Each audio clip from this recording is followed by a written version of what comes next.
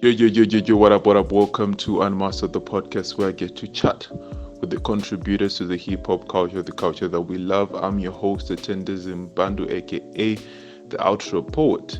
And today I host a man that has recently given us, I don't know how to describe this project, but it's called Kudaverse. Ladies and gentlemen, Muyera Dragon, Kuda K. Hey man, please introduce yourself. Yo, Wagwan man. Yeah, I go by the name Kuda K, Zimbabwean rapper. Some people know me as Muyera Dragon. Yes, sir. That was brief. Muyera Dragon. That's really, I don't know. It's so fly and at the same time as enigmatic. It's like you don't know what to say about it. Like what's this about the Muyera Dragon thing? And can you like give us like who is Kuda K and what does he do? Obviously he raps. If you're on this podcast, you're either a producer or a rapper. Obviously you rap like, but who do you define yourself as? Maybe some stuff that we might know or might not know. Yeah, give us that. Yo, my guy said that was brief, You know what it is, bro? It's like I don't really have much to say about myself, It's like an introduction. It's just, yeah, I'm just Kuda K Muyera Dragon, that's it. But yeah, with the name Muyera Dragon, that came about as a bar, to be honest. Like I had this song with Chino called the Matrix Cipher. And I say a bar yokuti Motondino Shipa Muyera Dragon Watoshika, you know, the fire spitter. And that's just where it came from and it's stuck in it. That's just where Muyera Dragon came from. And basically, man, Kuda K just raps. You have a lot of guys that like do the rapping and producing and singing as well, but like with me, I just specialize in the rapping. I haven't been like making music for that long, so I'm just trying to, just trying to perfect the rapping aspect of it first, But like, moving forward, I might like, try making beats and all that. But yeah, at the moment, I just rap, man. I like where the Miyara Dragon thing came from. It's something that came on organically, because most of us are out here trying to create these things, and sometimes things just have to come to you. That's how they make sense, man. It's really a fire, like, out, is it an alter ego or name or nickname, whatever, but it's really fire. And you say that you just rap for the moment. I think it's really good to focus on one thing and just like grow and master it before you jump onto a lot of things. I think most of us that's what's killing us as artists or as creatives, just trying to do everything at the same time when we should like focus on something. All right, so one thing that I did like about you is you sound, how you talk is how you sound like when you rap, like your voice. You don't have to change a lot, you don't have to tweak a lot. I don't know, it's just fire like that. So how did you start rapping? How did this come to be? Like take us through that journey from when you first said, you know what, I want to be a rapper, and you rapped in public or on record, and up to right now. How has that journey been for you? Yeah, man, it's really cool, like how the name came about. And like my supporters and like earliest listeners, they really loved it. And yeah, man, that's just how the name stuck as well. Like, cause there was like, yo, Muyera Dragon, that's so cool. Then I did this one freestyle called Muyera Dragon Freestyle, and like some of the lines, like the first lines are Muyera Dragon Monday, Muyera Dragon Handy. And to this day, if you check my comments, fam, like you see somebody saying Muyera Dragon Andy. That's just like one of those little lines that stick. Like, even like with one of my recent drops, Black Suits, people just comment to Puff Shako, to Kashako. Like, it's just something that I like, they find something they can just stick to from a song. They just say it and like it sticks with them. And with rapping, like I've wanted to rap like my whole life, bro, like since grade one. But like how like most African families are like not really supportive of stuff like that. They want children to be like doctors, like accountants, lawyers, pilots. So I kind of gave up on it when I was a kid. Like I was like, nah, the family ain't really down with this. So let me just do what would make these people proud. But like in primary school, like on break time, or like during breaks, like I'd rap for my friends. I wasn't like really rapping my own bars, like I was just reciting like other songs in it. Like I could memorize songs quick, and people would be like, "Yo, can you rap that song for us?" And I was doing that in primary school. But then I started actually writing my own rhymes in like 2018, like end of 2018, and I put out my first song. I think it was like February of 2019. And this was when I met Chief Chino in 2018. He kind of like pushed me to rap in it. He was like, "Yo, you should definitely rap." He didn't know I wanted to be a rapper though. He was just like, "Yo, bro, you look like you should rap. You look like a rapper, bro. Start rapping." I was like, "Okay then." That's a really rich narrative to attach to the music when we actually get to listen to the music. So this is the main reason why I like podcasting and getting to talk to creative artists, rappers. It just gives me the story, and that brings more depth and just like value to the music. So it's so amazing, man. Your story, like how it's building up, and we haven't even gone that far.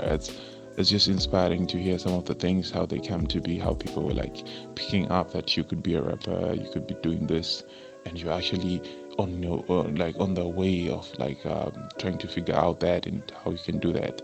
And it's pretty amazing that you haven't been doing this for such a long time, but you sound refined. You sound like you're about to like hit it really big, man.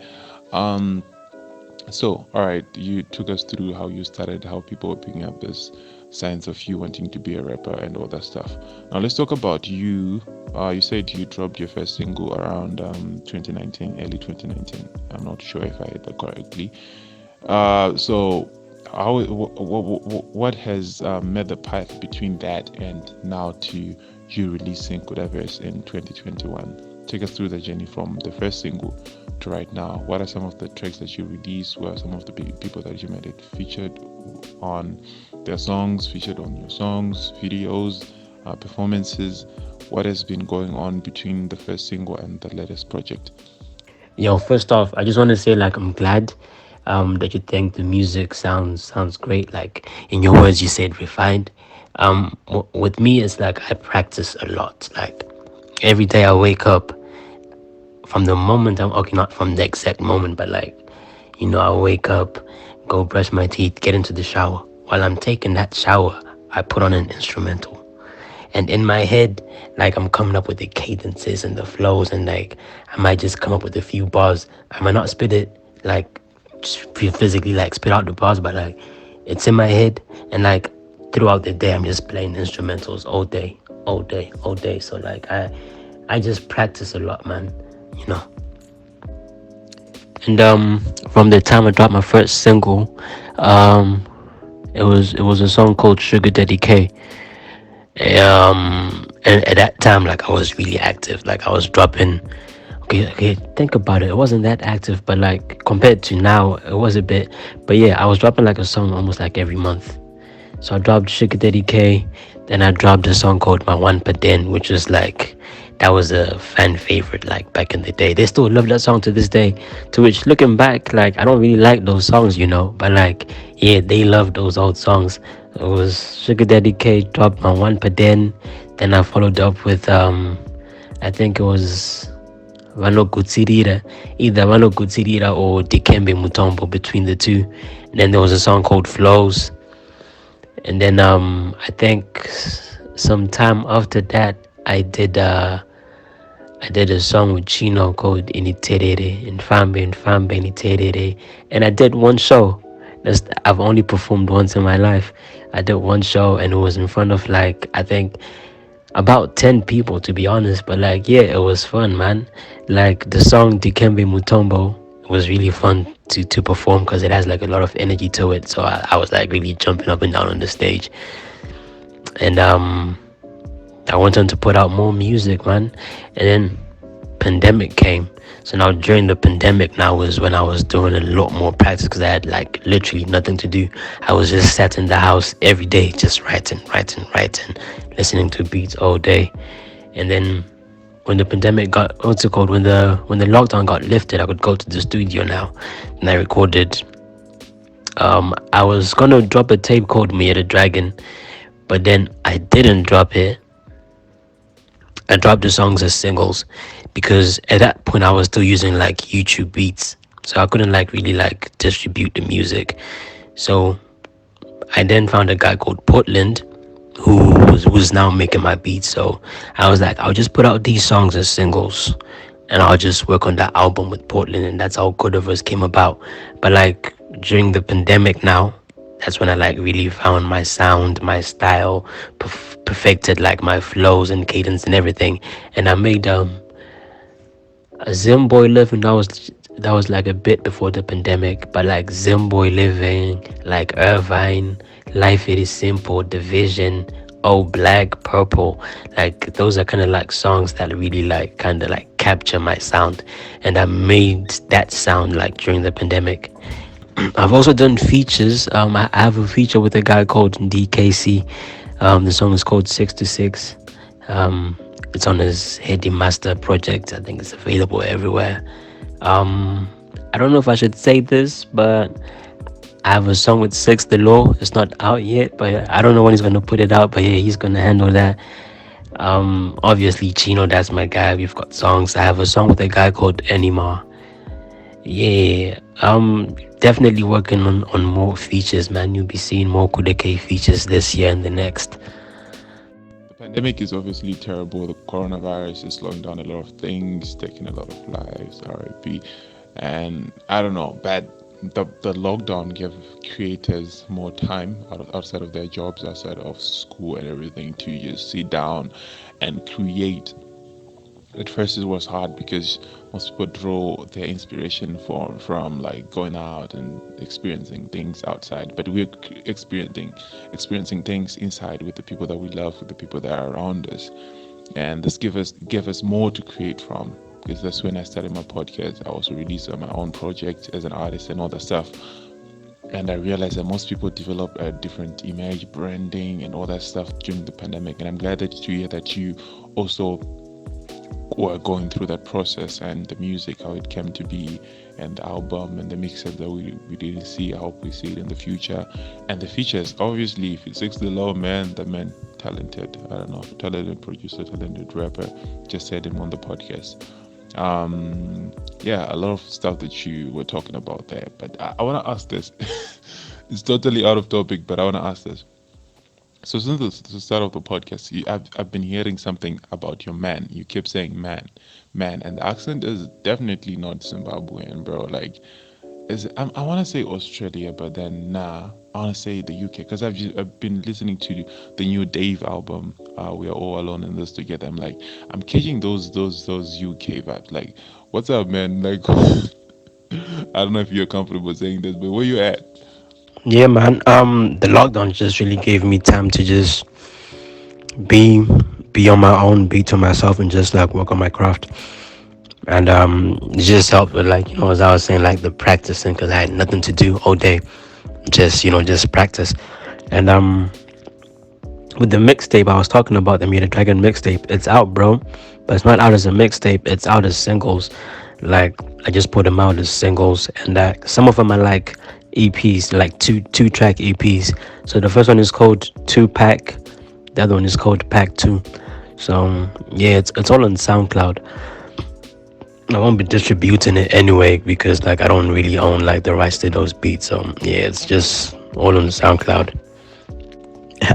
And with the accent thing, it's I wouldn't say I have a British accent, but like I've been here for about 6 years now, and there's slight influences here and there because being here for 6 years and like just talking to people here, like people that the way they speak and like it just rubs off on you. So yeah, I'm in the UK, man.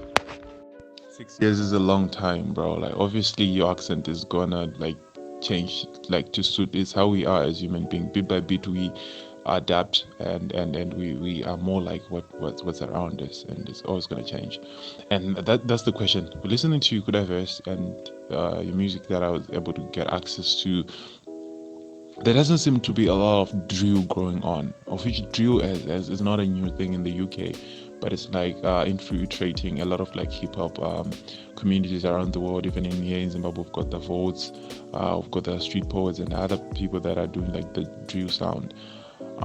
So are you intentionally not doing that, or it's just something that you don't want to do, or I can it's me that's not like feeling the influences, like what's up, or like what do you think of the drill or UK hip hop scene, and are you ever gonna like lean towards that? Is that something that you'd want to do? Um, I love listening to drill music. Like it sounds so nice, sounds so cool, man. Especially like the Zim drill. Like I love it. Like you mentioned Volts, like he's really doing it. He's really doing it good, fam. But I don't like rapping on drill beats. Like I don't like them for myself. It doesn't really like complement my style or my character. Like I don't really see it going well with me or for me. um and another thing is like it's like a whole wave. There's like so much hype on the drill thing, so I don't really like to like follow what everybody else is doing, you feel me? Like I just like doing my own thing. And if I were to put out a drill song like anytime soon, like people would just compare me to like the artist drill artist, and they'll be like, alright, cool, he's done it, but like does he sound like this guy, or is he better than this guy, or he sounds better than this guy? So I don't really like being compared to people, man. I just like to do my own thing, which is why I'm Muyera Dragon. There's no other person out there. I'm a Muyera Dragon. It's just one Muyera Dragon, which is why I'm the only person dressed in all black every day. I'm doing my own thing, and I do that intentionally just to stand out. Because you're not gonna stand out doing the same thing that everybody else is doing. Even though like I make music on like trap beats, which a lot of people use trap beats, but like you can't say there's anybody else in Zim hip hop that sounds the way I sound. Like you can't say I've used somebody else's flow, because nobody else has my flow, and I don't even have one flow. Like if you hear Kudaverse, every song has its own flow, and each song might have like 3, 4, 5 flows. You feel me? So it's like, yeah, I'm just trying to be that one unique artist doing his own thing. You feel me? I understand you, man. I understand you. Sometimes it's just good to be who you are and stand out like that. You not like follow waves or trends, because at the end of the day they're gonna end. But you still wanna be there. You still wanna be remembered for being an artist outside of a wave or a trend. Okay, so we're about to wrap this up. So what can we expect from Kuda K in the future? Are we expecting more videos, collaborations? You told us there are collaborations that are coming, maybe videos, more projects soon, events, live events. What can we expect from you in the next couple of months, next couple of years? Where are you taking your brand, and are we seeing you getting signed? Are you signed? Like, if you are open to talk about any of that your future as an artist, what can we expect you to be in the next few months, next few years? Um, Definitely more videos coming. I have the Salala video coming soon. Like a lot of people really love that song, and they're asking for the video. So good thing, like I already shot the video for that song. It's currently being edited, so that will be out in a couple weeks. And yeah, I'll shoot more videos for the album anyway, because people are really like actually liking it, and they're asking for more videos. So probably do 1 or 2 more videos. And I'm already working on the second album. I'm like, I think 4 tracks in, so probably do like 4 or 5 more, and then I'm done, and then I'll start rolling it out. Probably put it out like around October, November times, and follow up with another one next year. Like what the crazy thing is, like I already have like my albums planned out. Like I already know like all of the names of the albums that are gonna come. I have, as I was saying, like I practice. So it's like I everything is just there in my head, and I just have to like actually physically manifest it. But like, yeah, man, I have everything planned out.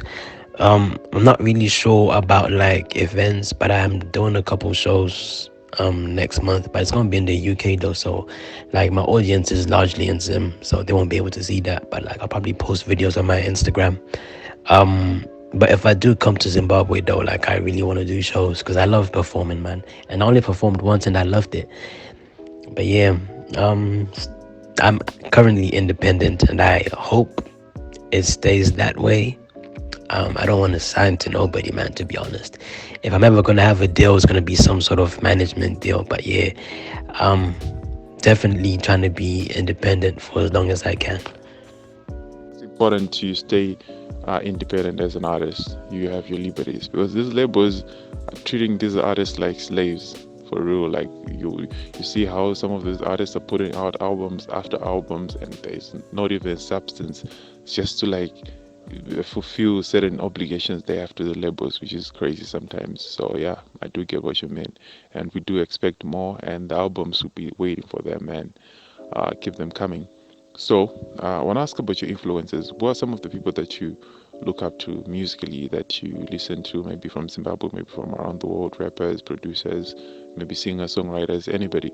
Who do you listen to that you think have influenced your sound, maybe from a young age to where you are right now? My favorite artist of all time, bro, is Vybz Kartel. Like, if I could make music like Vybz Kartel, I'd be making dancehall music, bro. I wouldn't even be rapping because I don't even listen to rap music like that on a daily. I listen to a lot of dancehall music, like because of like me being from Budiriro, you know, we were just listening to dancehall music when I was still in Zim. It was barely any rap, so if I could actually speak in patois and like if I had some Jamaican influences and if I actually lived there for a while, I'd be making that kind of music. It's just easier for me to rap. With my album cover for Kudaverse, it was actually inspired by Vybz Kartel's album cover for his album. What's it called? Kingston Story. So he's standing in front of a house with his hands in his pocket, wearing some formal dress and like a shirt with a tie, you know. And with my album, like I have my hands in my pocket as well, but like with a suit as well. The other guy who influences my music is Travis Scott. Like absolutely love Travis Scott, which is when I started rapping, I was just searching up Travis Scott type beats on YouTube. Travis Scott type beats. With Kudaverse, it has that moody feel that Travis Scott had on his mixtape. What's it called? Days Before Rodeo. So that actually as well inspired like my instrumental choices, like the beats, the dark moody trap vibe. Like I didn't know I needed that in my life until I discovered Travis Scott in like 2015. Like I actually loved his old sound, which is why on my album cover as well there's a moon in the background. If you look on Days Before Rodeo album cover, it's him. Well, it's him pictured from the back, and then in the sky there's a moon, and it's just a plain blue sky. And I have a plain purple pink sky with the moon, but my moon is actually bigger than the one that was in his album cover. So it's just a mashup of like Vybz Kartel, Travis Scott influences in the album cover, because those are like my two favorite artists of all time, man. But yeah, I don't think anybody knew that. I'm just telling this to you now. Actually, I got the Travis Scott vibe. Honestly, it wasn't really out there, especially if you're not trying to match it with the current Travis Scott sound. But I actually got it. Honestly speaking, like the way like some of the ad libs and of the like the way you were like the vocal inflections and everything, and the Vibe Cartel thing. I hit it from the raps. I remember you saying, is it on? I don't remember which song really, but there's this song that you were mentioning a lot of different places that you were staying in. You went to staying in Malawi and all that stuff, and then back in Zim, you listened to Vybz Kartel and all that stuff. I got it from the album, so both of them, yeah, I actually knew them before you say them. Anyways, I wanna play a game with you that I call Random 10, so that we get to know a bit more of you from what you like rather than for what you say you like. Anyways, so the first thing on the list is favorite movie. What's your favorite movie? Number 2, TV show. Number 3, visual artist. Number 4, color, mu, country, car brand, rapper, album, producer. Let's go. My favorite movie is okay. It's not a single movie, but I just say like the John Wick movie series. I love John Wick, which is one of the reasons why I wear like the all black suit. get from John Wick. Love John Wick. TV show. I don't think I have one, man. I don't really watch TV like that. Visual artist has to be ASAP Rocky. Color, obviously black. Meal, sadza. I love sadza. What do they call it? Hybrids. The one that has like the vegetables with the meat mixed in it. That's my favorite meal, bro. I could have that for breakfast, lunch, dinner every day for the rest of my life, man. Favorite country, definitely Zim. Car brand, Jeep. I want a Jeep Wrangler, bro. Favorite rapper is me. Favorite album is, what's my favorite album, bro? It has to be Vybz Kartel thingy Kingston Story or Vybz Kartel Ponte Gaza.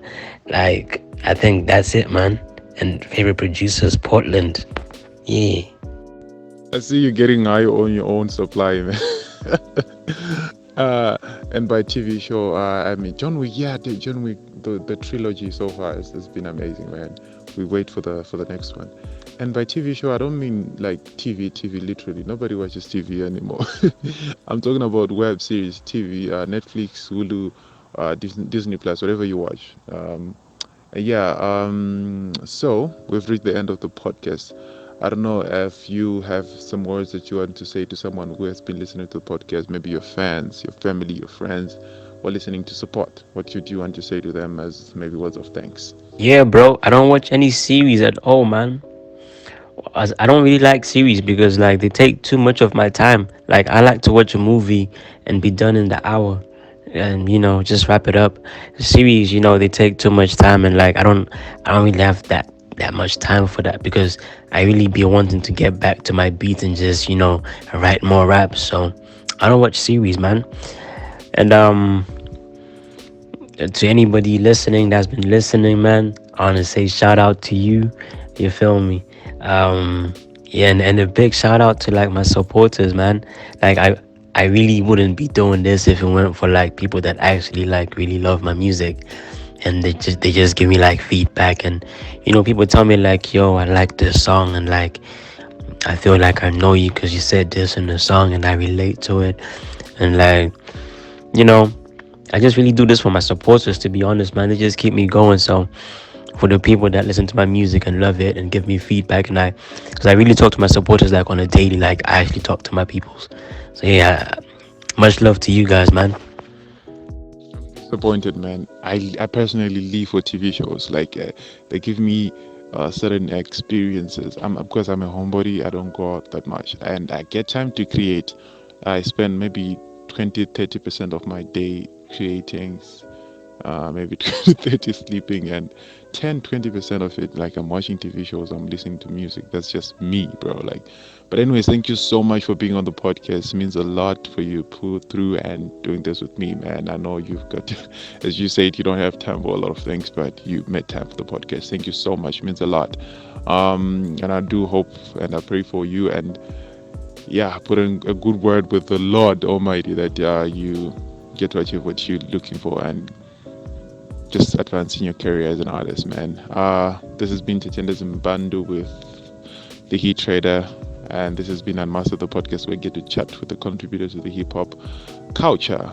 Yeah, go follow us on social media at the Heat Trader and give us 5 stars on Apple Podcasts and subscribe to our YouTube channel. Until next time, ciao.